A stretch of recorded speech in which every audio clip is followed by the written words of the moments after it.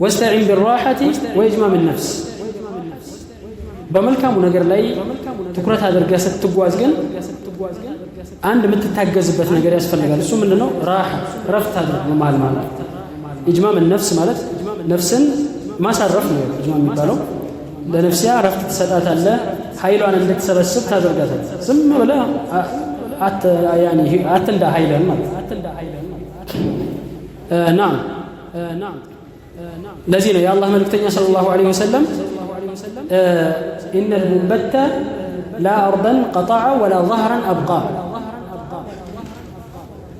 ياسر كان منقل مقواز يفلق سوية ياسر كان منقل مقواز سلم يفلق زب بلو ياسر كان يعني من مرفت ميت كهونا منقلونه ما يجرسون عندهم دقمو مقواجون يقلوا على ربنا لا نعم لا أرضا قطع ولا ظهرا أبقى መጓጓዣውንም አላስቀሩም አላተረፉም። ያው የሆነ ቦታ ሁለተኛው ቀን ላይ አምስተኛው ቀን ላይ ይሞትበታል።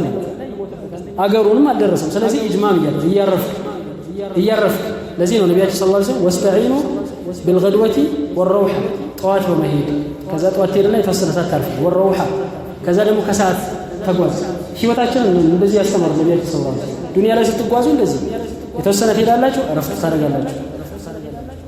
لسونة حقا إن لنفسك عليك حقا ولربك عليك إن لربك عليك ولنفسك عليه حقا ولزوجك عليك حقا ولزوجك عليك حقا لنفسهم حقا لات لا بالبيتهم حقا لات أنت اللي زي ولا بنت انقدوجهم حقا لات شو لقيتهم حقا الله سبحانه وتعالى كلهم فعافية كلها في حق حقه لو لهم مبتون ستون يا رسول الله صلى الله عليه وسلم